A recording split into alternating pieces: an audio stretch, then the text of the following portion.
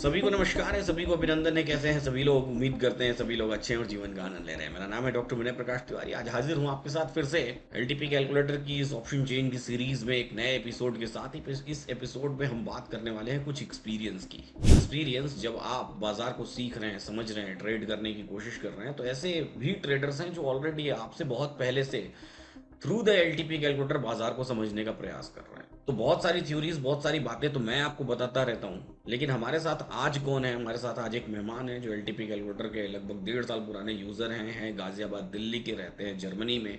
करते हैं, बताते हैं बहुत सारी बातें। बहुत सारे अपनी चैट बॉक्स में भी एक्टिव रहते हैं और व्हाट्सएप पे भी बहुत सारे मैसेज करते रहते हैं। तो इन्होंने रिस्क को लेकर के मुझे बताया कि इन्होंने खुद के लिए कुछ डेवलप किया है जिससे कि ये अपने रिस्क को मैनेज कर पा रहे हैं।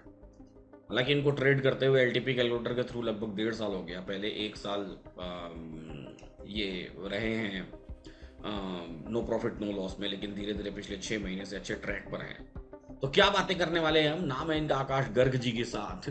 लेकिन उससे पहले अगर आप इस चैनल को पहली बार देख रहे हैं तो यूट्यूब चैनल को सब्सक्राइब करना बिल्कुल मत भूलिए, और अगर बार बार देख रहे हैं तो इस वीडियो को लाइक करना बिल्कुल मत भूलिए और शेयर कर दीजिए अपने फ्रेंड्स एंड फैमिली के साथ। इंट्रोड्यूस करता हूं मैं आकाश गर्ग जी को। आकाश गर्ग जी, बेहद स्वागत है आपका। थैंक यू सर आपका। कैसे हैं आप, बताइए। मैं अच्छा हूँ। मेरे को एलटीपी ज्वाइन करे हुए 1.5 साल हो गया है।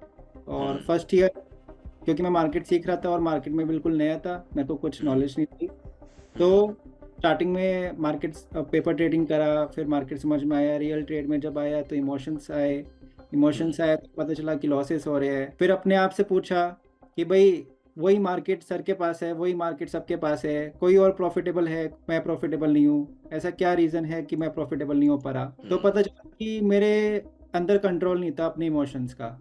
मैं हम्म। अपने प्रोसेस पे बिलीव नहीं करता था, मैं अपने रिजल्ट पे ज़्यादा फोकस करता था कि हम्म। भाई अगर ऐसा हो गया तो मेरे को लॉस हो जाएगा, ऐसा हो गया तो मेरे को लॉस हो जाएगा। फिर आपका थोड़ा थोड़ा मोटिवेशन हर लेक्चर में मिलता रहता था कि भाई स्टॉक मार्केट रिस्क लेने वालों का है, जो पैसे खोने का दम रखता है वही इस पे एंटर करे। तो धीरे धीरे अपनी साइकोलॉजी इंप्रूव करी। फिर जो सक्सेसफुल ट्रेडर्स है यूएस मार्केट में या फिर यूरोपियन मार्केट में, उनके बारे में थोड़ा सा पढ़ा। तो उनके पास भी यही चीज़ थी कि उनको मार्केट समझ में आता था, लेकिन सिर्फ मार्केट समझना आना आपको प्रॉफिटेबल नहीं बनाता। आपको प्रॉफिटेबल क्या बनाता है? आपके इमोशंस पे कंट्रोल होना। और इमोशंस पे कैसे कंट्रोल होता है? जब आपके पास एक प्लान होता है, plan A, plan B. Plan A अगर सक्सेसफुल हो गया तो ऑब्वियसली आप प्रॉफिट बुक करोगे, लेकिन अगर प्लान बी अगर गलत, अगर प्लान ए में प्रॉफिट नहीं हो पाया, तो प्लान बी कैसे आप एग्जीक्यूट कर रहे हो वो आपको एक सक्सेसफुल और एक नॉन सक्सेसफुल ट्रेडर की कैटेगरी में शिफ्ट कर देता है। तो हम्म। प्लान बी का अपने एक्सपीरियंस के थ्रू एक रिस्क मैनेजमेंट होता है। और सो उस रिस्क मैनेजमेंट हर स्ट्रेटेजी से अलग अलग होता है। कोई प्राइस एक्शन कर रहा है तो उनका अलग होएगा। ये स्पेशली मेरे को लगता है कि एलटीपी जो यूज़ कर रहे हैं और जिनको थोड़ा मार्केट समझ में आ रहा है, उनके लिए थोड़ा ज़्यादा बेनिफिशियल हो सकता है। चलिए, आकाश गर्ग जी से तो बातें होती रहेंगी, लेकिन फिलहाल मैं आपको एक और आपके फायदे वाली बात कर देता हूँ। वो बात ये है कि भाई एक और फिर से एनएफओ आया हुआ है। मैं आपको न्यू फंड ऑफर के बारे में बताता ही रहता हूँ। इस बार का एनएफओ है Aditya Birla sun life Nifty alpha 50 index fund. ये एक फ्लेक्सी कैप इंडेक्स फंड है। फ्लेक्सी कैप का मतलब क्या होता है? जब जरूरत पड़ेगी तो मिड कैप में, जब जरूरत पड़ेगी तो लार्ज कैप में, और जब जरूरत पड़ेगी तो स्मॉल कैप में ये इन्वेस्ट करते रहेंगे। और सामने आदित्य बिरला का नाम है, तो Aditya Birla life insurance company, Aditya Birla group खुद अपने आप में एक बहुत ही बड़ा वेंचर है, जो कि इंडिया की one of the leading insurance companies है। और ये फंड 10 रुपए की एनएवी पर अवेलेबल होगा। और अगर बात करें स्पेसिफिक इस फंड में क्या खास है, तो ये फंड अलाउ करता है उन स्टॉक्स में इन्वेस्ट करने के लिए जो कि मार्केट में रिटर्न देते हैं, हाई रिटर्न देते हैं। और वोलेटिलिटी इसमें फ्लक्चुएशंस कम होती है। क्यों फ्लक्चुएशंस कम होती है? क्योंकि फ्लेक्सी कैप है। Aditya Birla sun life already, अगर हम मार्च 24 तक की बात करें, 31 मार्च 24 तक की बात करें, तो 86,161 करोड़ का AUM मेंटेन करता है। ये दिखाता है कि कितना भरोसा है आदित्य बिरला के इन्वेस्टर्स को, का आदित्य बिरला को। इस इंडेक्स एनएफओ की बात करें, इसने लास्ट 10 ईयर्स में 26.8% का रिटर्न दिया है लास्ट 10 ईयर्स में। और लास्ट 5 ईयर्स में बात करें तो 30.4% का रिटर्न। और आदित्य बिरला सन लाइफ का जो ये एनएफओ है, ये सेम इंडेक्स को रिप्लिकेट करेगा। आपको एक बात और बता दूं कि अगर आपने ऐसे किसी फंड में 2014 में इन्वेस्ट किया होगा, तो लगभग आपको अब तक 10 साल में 10 टाइम्स का रिटर्न मिल चुका होता है। Aditya Birla sun life insurance का जो ये एनएफओ आया हुआ है, ये सिर्फ आपको अट्रैक्टिव रिटर्न ही नहीं बल्कि आपको 120 टाइम्स का कवर भी देगा। आपके मंथली प्रीमियम जितना भी आप पे करना है उसका 120 टाइम्स। आपको टैक्स बेनिफिट भी मिलेगा 80C के अंतर्गत। जो भी प्रीमियम आप पे करेंगे मैच्योरिटी पर, जो कि टैक्स फ्री होगी अंडर सेक्शन 10D के अंतर्गत, और up to annual premium up to 2.5 lakh. और इस एनएफओ में आप मिनिमम 2000 रुपए से इन्वेस्ट कर सकते हैं।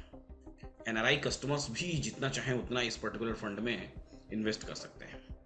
पॉलिसी बाजार पर आपके स्क्रीन पर दी हुई है, पॉलिसी बाजार पर आप जा करके निफ्टी अल्फा 50 इंडेक्स फंड के रिटर्न्स भी चेक कर सकते हैं।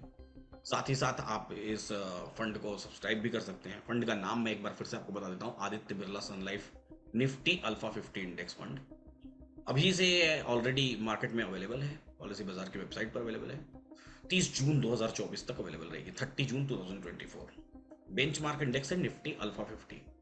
इन्वेस्टमेंट कहाँ से स्टार्ट होता है? इन्वेस्टमेंट स्टार्ट होता है 2000 rupees minimum per month. Fund से रिलेटेड डॉक्यूमेंट्स को आप जरूर पढ़ें और अपने इन्वेस्टमेंट एडवाइजर की सलाह लें इन्वेस्ट करने से पहले, और डिटेल्ड पढ़ के और उसके रिस्क और रिवॉर्ड्स दोनों को समझें। पहले तो ये बताइए, ये नए नए ट्रेडर्स एकदम जो नया आज एलटीपी कैलकुलेटर सीखना शुरू किया, ये उसके लिए है, या जो 2-4 महीने से सीख रहा है उसके लिए है, या जो साल भर 1.5 साल से सीख रहा है उसके लिए है? सर ये पहली बात ये उनके लिए हो सकता है जो एलटीपी कैलकुलेटर यूज़ कर रहे हैं और जिनको मार्केट समझ में आते हैं, जिनको मार्केट की रेंज समझ में आती है, प्लस जिनको मार्केट में थोड़ा सा एक्सपीरियंस हो गया, जिनको इतना पता होगा कि भाई अगर 10 बार मार्केट यहाँ पे ऐसे सिनेरियो बना रहा है तो कम से कम उसकी प्रोबेबिलिटी क्या है कि वो हमारे फेवर में चलेगा, हमारे फेवर में नहीं चलेगा। तो हम्म। अगर उनको इस बात का अंदाजा है कि भाई उसकी प्रोबेबिलिटी इतनी परसेंट है इन जनरल, हम्म। तो वो रिस्क मैनेजमेंट समझ पाएंगे। वरना मेरे को लगता है कि पहले उनको थोड़ा सा मार्केट में एक्सपीरियंस लेना पड़ेगा।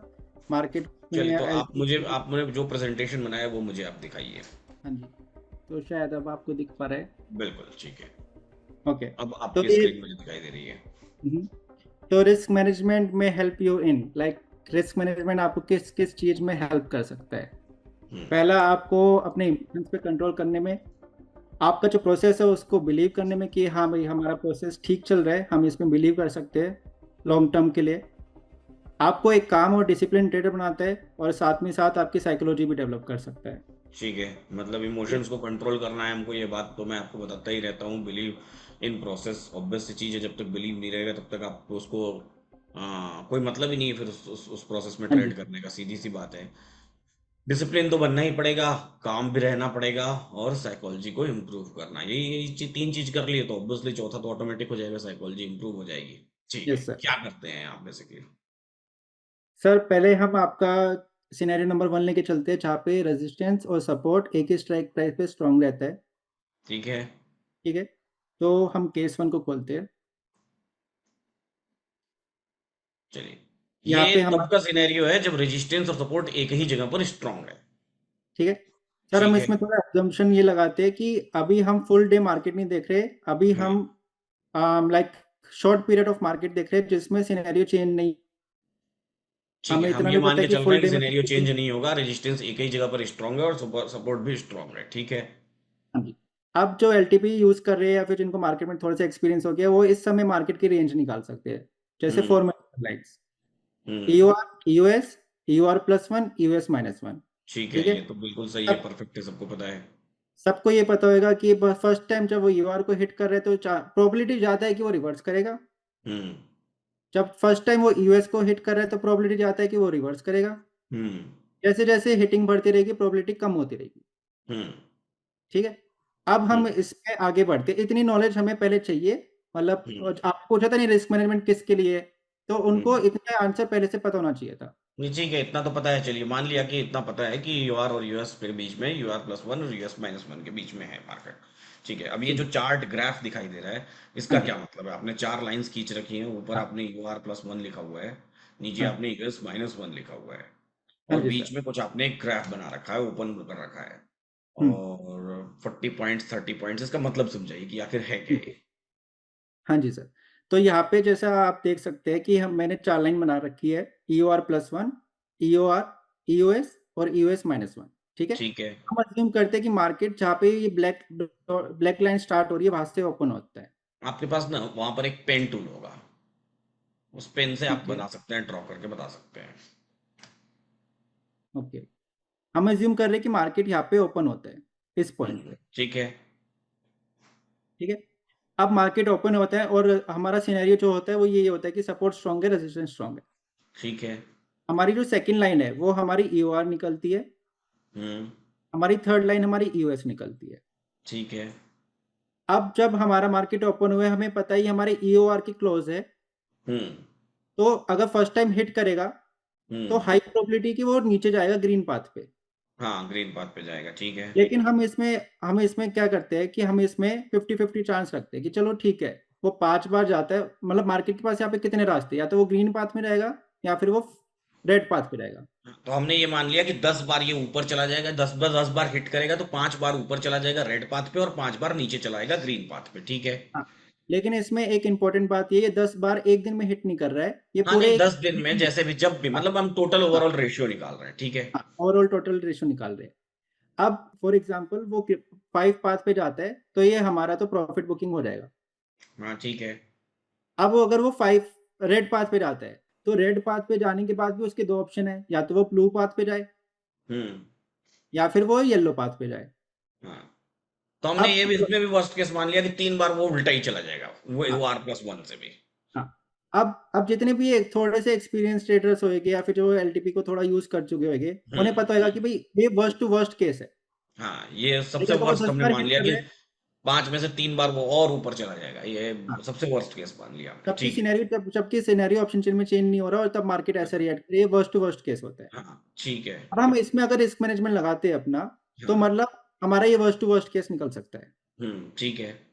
अब हम इसमें और थोड़ा सा एक्सटर्नल, थोड़ा सा और हम वर्स्ट टू वर्स्ट केस लेके चलते हैं। हम ये अज्यूम करते हैं कि जब मार्केट लेवल 2 से लाइन 3 पे जाता है, हम्म। और अगर हमने सही स्ट्राइक प्राइस सेलेक्ट कर रखी है जैसे आपने सिखा रखा है, हम्म। तो हमको उस प्रीमियम में 30 पॉइंट्स कैप्चर होते हैं। ठीक है। अगर मार्केट 10 लेवल 2 से लेवल 1 पे जाता है, ठीक है। तो हमको ऑल्दो -30 पॉइंट्स होने चाहिए थे, लेकिन टाइम टिकी की वजह से चलो हम हाँ, -40 पॉइंट्स ले लेते हैं। -40 पॉइंट्स गए हमारे, ठीक है। और जब वो लेवल 1 से भी ऊपर जा रहा है हम्म। तो हम -10 तक ही होल्ड करेंगे, हम उसके बाद उसे होल्ड नहीं करेंगे ठीक है। प्रीमियम को। ठीक है। और जब वो फॉर एग्जांपल लेवल 5 से लेके लेवल 2 पे आ रहा है पाथ, येलो पाथ को फॉलो करके, हम्म। तो ऑल तो हमें 40 पॉइंट मिलने चाहिए, लेकिन हम तब भी उसमें 30 पॉइंट्स लेके जा रहे 30 पॉइंट्स ही हम ले रहे हैं, ठीक है। हैं। मतलब ये हमारा मतलब एकदम मैं एक बार फिर से सभी को समझा देता हूँ कि 2 वाली लाइन पर जब मार्केट को हिट कर रहा है, जहां 10 लिखा हुआ है, वहां से जब वो नीचे गिरता है तो हम ये मान के चल रहे हैं कि हमको 30 पॉइंट्स मिल रहे हैं। वहां से वर्स्ट केस में ऊपर चला जाता है, हम ये मान के चल रहे हैं कि वहां हमारे 40 पॉइंट्स का लॉस हो रहा है। और ऊपर चला जाता है तो 10 पॉइंट्स हम और लॉस ऐड कर दे रहे हैं, मतलब टोटल 50 पॉइंट्स का लॉस ऐड कर रहे हैं। लेकिन अगर रिवर्स होके आ जा रहा है UR+1 से, तो हम ये मान के चल रहे हैं कि हमको फिर यहाँ 30 पॉइंट्स मिल रहे हैं, ठीक है। ओके। अब हम इसमें थोड़ा सा रिस्क मैनेजमेंट की कैलकुलेशन देखते हैं। अब हम सबसे पहले वर्स्ट केस को डिस्कस करते हैं। हम्म। फर्स्ट केस हमारा क्या है जिसमें हमारा स्टॉप लॉस कटेगा? हमारा स्टॉप लॉस किस में कट रहा है? येलो पाथ, ब्लू पाथ में, जहाँ पे ब्लू वो पाथ। लाइन 1 से भी ऊपर जा रहा है। ओके। हाँ बिल्कुल सही है। Okay, just a second. हाँ, अब जब मार्केट यहाँ पे आया, लेवल 2 पे आया, यहाँ जब यहाँ पे ओपन हुआ, ठीक है। तो यहाँ पे ईओआर को हिट करा, तो हम्म। क्या ये सेफ था या रिस्की था? ऑब्वियसली ये ये सेफ था, सेफ था, क्योंकि हाँ। हमारा सिनेरियो हमारे फेवर में और हाँ, फर्स्ट पहली टाइम। बार हिट कर रहा है, सेफ है, ठीक है। तो यहाँ पे सेफ ट्रेडर और रिस्की ट्रेडर दोनों एंट्री करेंगे। ठीक है। ठीक है। 10 बार सेफ ट्रेडर एंट्री कर रहा है और 10 दस में बार से, रिस्की ट्रेडर एंट्री कर रहा है। हाँ, 10 में से 3 बार सबके तीनों के स्टॉप लॉस खाया उसने। हाँ ठीक है। अब पहले हम सेफ ट्रेडर के उस हिसाब से कैलकुलेशन करते हैं। अगर सेफ हम्म। ट्रेडर 10 बार एंट्री लेता है और 3 हम्म। बार उसका स्टॉप लॉस खाता हम्म। है, वो हम्म। एंटर करता है एक लॉट से। हम्म। हम इस वाले ट्रेड में कितने पॉइंट्स लूज कर रहे हैं? 40 पॉइंट्स। हम्म। तो टोटल हमारा कितना लॉस हुआ? 120 पॉइंट्स का। हम ये मान के चल रहे हैं कि 10 में से टोटल 3 बार वो जो +50 पॉइंट्स का एक्स्ट्रा स्टॉप लॉस जा रहा है, 40 पॉइंट्स की बजाय 50 पॉइंट्स इसको कहेंगे ना, क्योंकि 40 पॉइंट्स तो यहाँ और 3 बार, और जो आपने ऊपर -10 पॉइंट किया तो टोटल 50 पॉइंट्स हो गया ना। हाँ सर, लेकिन वो थोड़ा चांस दे देता है इतना कि लाइक 40 पॉइंट्स में निकल जाते हैं। चलिए ठीक है, मान लिया कि हमने कि या फिर 40 या फिर पॉइंट का हम लॉस कर रहे हैं, या हमने फिर ये या मान फिर लिया हम कि 3 बार हम 40 पॉइंट का लॉस कर रहे हैं, ठीक है। या फिर सर हम इसे ऐसे अज्यूम कर सकते हैं कि सेफ ट्रेडर क्या करता है, वेट नहीं करता है, यहाँ पे स्टॉप लॉस काट लेता है। हम्म। वो कुछ हाँ नहीं ठीक देखता, है। वो यहाँ पे स्टॉप लॉस काट लेता है। हाँ, हमने 120 पॉइंट्स का लॉस किया। ठीक है। ठीक है। अब जो रिस्की ट्रेडर है, रिस्की हम्म। ट्रेडर और सेफ ट्रेडर में डिफरेंस ये रहेगा, वो एक डाइवर्जन ऊपर जाके एवरेजिंग करेगा, मतलब यहाँ पे वो हम्म। एवरेज। ठीक है। ठीक है। तो उसने भी 10 बार ट्रेड लिया जिसमें से 3 बार उल्टा गया। उसने हम्म। स्टार्टिंग में एक लॉट से एंटर कर, मतलब यहाँ पे एक लॉट से एंटर हम्म। करा, हम्म। और फिर जब ऊपर गया उसने यहाँ पे फिर से एक लॉट एंटर करा। हम्म। अब उसके बाद जब मार्केट ऊपर जाने लग गया तो वो अपना स्टॉप लॉस काट के भाग जाएगा। हाँ ठीक है। तो अब यहाँ पे उसको अगर देखा जाए तो पहली बात, यहाँ पे उसको 40 पॉइंट्स का लॉस हुआ, हाँ। और यहाँ पे उसको 10 पॉइंट्स का लॉस हुआ। हाँ। लेकिन यहाँ से लेके यहाँ पे एक लौटता वो 50 पॉइंट का लॉस दिखाएगा अब। तो हाँ ठीक है। 50 और 10, टोटल 60 पॉइंट का लॉस हुआ उसे। हाँ, तो 60 63 इंटू का उसने 180 पॉइंट्स का लॉस हुआ उसको। 280 पॉइंट्स का उसका लॉस हुआ। ये ठीक वर्स्ट है। Too worst. ठीक है। अब हम बेस्ट केस को डिस्कस करते हैं जिसमें हमारा ग्रीन पाथ होता है। प्रॉफिट हो रहा है। हम्म। अब क्या है, सिंपल सी बात है, फर्स्ट टाइम हिट कर रहे हैं, हमारा सिनेरियो हमारे हम्म। फेवर में। सेफ हम्म। ट्रेड और ट्रेड दोनों एंट्री करेंगे। हम्म। दोनों 5 बार प्रॉफिट बुक करेंगे तो दोनों के सेम पॉइंट्स कैप्चर होते हैं, 150, ठीक है। 1। 150। अब हम मॉडरेट केस की बात करते हैं। मॉडरेट केस कैसे, वो 10 ब्लैक पाथ रेड पाथ पे जाता है, और फिर हम्म। उस येलो पाथ फॉलो करता है, हम्म। जिसमें से दो दो बार ऐसे करता है वो। हम्म। ओके। अब हम मॉडरेट केस की बात करते हैं। मॉडरेट केस में फिर से हम वैसे स्टार्ट करते हैं। हम्म। मार्केट ब्लैक पाथ पाया, सेफ ट्रेडर और रिस्की ट्रेडर दोनों एंट्री करेंगे। हम्म। सेफ ट्रेडर लेकिन यहाँ पे एवरेजिंग नहीं करेगा, तो हाँ। मतलब, और हम ये अज्यूम करते हैं कि ये जो 2 बार यहाँ पे आए, येलो पाथ फॉलो करा, हम्म। एक बार वो सिर्फ ईओआर तक गया, एक बार हाँ उसने टारगेट दे दिया। ठीक है। ठीक है। अब जो सेफ ट्रेडर है उसने 2 बार एंट्री करी, एक बार हम्म। क्योंकि वो यहाँ पे एग्जिट करेगा तो वो ब्रेक इवन पे निकल गया, हाँ। मतलब यहाँ पे उसके पॉइंट्स कैप्चर हुए 0। तब वो हाँ। ईओएस पे आया, हम्म। और जब वो ईओएस पे आया तो उसके पॉइंट्स कैप्चर हो गए 30। हाँ ठीक है। तो अब उसके पास ऑप्शन है, या तो वो दोनों बार 0 पे निकल जाए, या फिर एक बार ऐसे कर ले एक बार ऐसे कर ले, तो मैक्सिमम यहाँ पे 30 पॉइंट्स बनते हैं उसके। ठीक है। अब जो रिस्की ट्रेडर है वो क्या करता है, वो यहाँ पे भी एंट्री लेता है एक लॉट से, हम्म। प्लस वो यहाँ पे भी एंट्री लेता है एक लॉट से। वो दोनों बार एवरेजिंग भी करता है, और एक बार उसने 30 हाँ। पॉइंट गेन किया और एक बार उसने 60 पॉइंट गेन किया। हाँ। तो एक बार उसने 30 पॉइंट गेन करा, एक बार उसने 60 पॉइंट गेन करा, हम्म। लेकिन उसने जो यहाँ पे ट्रेड लिया था हाँ, उसको भी उसने उसने दूसरी बुक बार किया, यहाँ तक होल्ड ठीक है, करा, तो उसने टोटल उसको उसको 90 20 पॉइंट्स मिले, पॉइंट इस तरीके से उसको 120 पॉइंट्स मिल गए, ठीक है। 20 पॉइंट मिल गए। अब ठीक हम है। इन अब हम ये अज्यूम करते हैं कि हमको एक महीने में 20 दिन होते हैं ट्रेडिंग के। हम्म। हमको 10 बार ऐसे सिनेरियो मिला और हमने ऐसे ही रिएक्ट करा। ठीक है। भले मार्केट ने 10 में से 10 बार हमको ग्रीन पाथ फॉलो करा, लेकिन क्योंकि ह्यूमन है, हम्म। इमोशन है, हमने ऐसे फॉलो करा। हम्म। अब हम इसका कंक्लूजन निकालते हैं। ठीक है। जो सेफ ट्रेडर है हम्म। वो अपने बेस्ट ट्रेड, मतलब ग्रीन पाथ में हम्म। 150 पॉइंट्स कैप्चर करता है। हम्म। मॉडरेट में या तो वो 0 करेगा या फिर वो हम्म। 30 करेगा, हम्म। और वर्स्ट केस में -120 पॉइंट्स लूज करता है। हम्म। तो उसका जो टोटल आया है वो अभी हम्म। भी 60 पॉइंट्स के प्रॉफिट में। हम्म।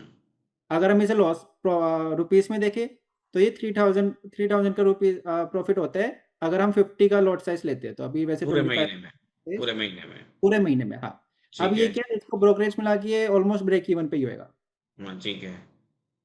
अब जो रिस्की ट्रेडर है उसने भी हम्म। बेस्ट में 150 पॉइंट्स कैप्चर करे। ठीक है।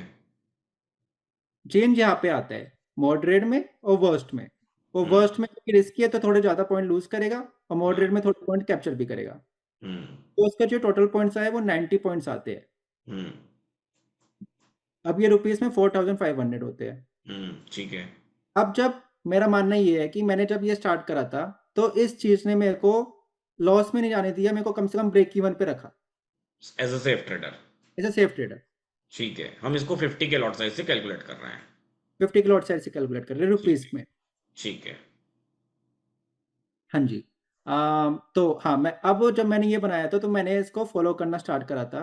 और सिंपल, अगर मार्केट फॉर एग्जांपल मैं अपने एक्सपीरियंस से बता रहा हूँ, अगर मार्केट 10 में से 10 बार ऐसे जाते हैं ना ग्रीन पाथ में, हम्म।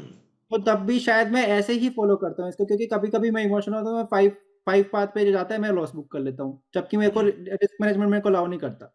मेरे को वेट हम्म। अलाउ करता है कि जब तक 3 पाथ पे नहीं जाए, जब तक स्टॉप लॉस नहीं काटना। अच्छा। तो यहाँ तो पे कुल मिला इमोशंस जुला आएगी, के लेकिन आपके आपको कहने का मतलब ये है कि जब हम सेफ ट्रेड्स या से रिस्की ट्रेड की तरफ जाते हैं, तो हमको इस तरीके का पाथ बना के और हमको इंतजार करना चाहिए, जब पूरी तरीके से वो बाहर निकल जाए तो ही हमको एग्जिट करना चाहिए। अदरवाइज एग्जिट नहीं करना चाहिए। तो भी हम वर्स्ट केस में नो प्रॉफिट नो लॉस में ही रहेंगे, लॉस हाँ में जी, नहीं आएंगे एज अ लॉस में सेफ नहीं, trader. As a safe trader.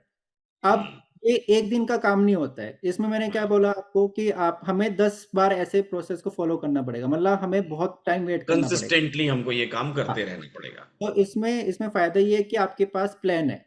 हम्म। आप फ़ॉलो करोगे तो आपको बिलीव होएगा कि भई हाँ, मेरा सेटअप काम कर रहा है। मैं एंड में या तो नो प्रॉफिट नो लॉस में लाऊँगा, या फिर बहुत थोड़े से चलो लॉस में हम्म। भी रहूँगा। हम्म। ठीक है? ठीक है। प्लस ये चीज़ अगर आप फ़ॉलो करते हो तो आपको एक कंसिस्टेंसी मिलती है, आपको एक प्लान मिलता है। फिर हुँ, उसमें जब आपका हाथ सेट हो जाता है, हुँ। फिर आप अपना थोड़ा-सा इसमें रिस्क बढ़ा सकते हैं। फिर हम धीरे-धीरे सेफ से फिर मॉडरेट होते चले जाते हैं सेफ और में मॉडरेट मॉडरेट से में जाके, रिस्की हाँ, होते चले जाते हैं। तो लगभग आपको यानी कि सेम बातें जो मैं बताता हूँ उसको आपने चार्ट्स के थ्रू डिस्प्ले करने की कोशिश की है कि अगर हम सेफ ट्रेड ले रहे हैं तो हमको इंतज़ार करना चाहिए अपनी वैल्यूज़ का, और एकदम से बाज़ार में ज़बरदस्ती जल्दी-जल्दी में ना एग्ज़िट करना चाहिए, ना ही एंट्री हुँ, करना चाहिए। है ना? हुँ, हाँ। ठीक है, सही है। तो अब कब से आप ये कर रहे हैं?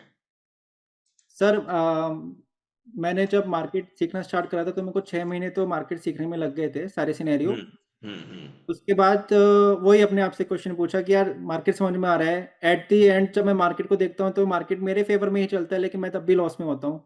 हुँ, हुँ। तो सिर्फ़ इसलिए क्योंकि शायद मैंने गलत एंट्री ले ली, या फिर मैं अपने इमोशंस को कंट्रोल नहीं कर पाया। हुँ, 10 हुँ, पॉइंट नीचे गया, मैं काट के भाग गया। हुँ। तो अभी आप प्रॉफिटेबल ट्रेडर कितने महीने से हैं लगभग? सर, मैंने जनवरी में ट्रेडिंग नहीं करी थी। हुँ, मैंने फ़ेब में करा, मार्च में करा, अप्रैल में हुँ। करा। मई में ठीक है। थोड़ा-सा मैंने मई में मेरा मई में हाईएस्ट प्रॉफ़िट रहा है इंट्राडे में। अच्छा, मई में आपका हाईएस्ट प्रॉफिट रहा है, अभी जून स्टार्ट हुआ है। जून स्टार्ट हुआ है, आज का जो मार्केट था उसमें भी मैं प्रॉफ़िट में रहा हूँ। ठीक है, बढ़िया है। तो मतलब कुल मिला जुला के अब आप, सीधी सी बात है कि वैल्यू जब तक 3 के पास नहीं पहुंचती है तब तक आप एग्जिट नहीं करते हैं, अगर आप सेफ जगह हुँ, पे ट्रेड ले रहे हैं या फिर रिस्की ट्रेड जगह पे ट्रेड ले रहे हैं, दोनों ही केसेस में हाँ जी।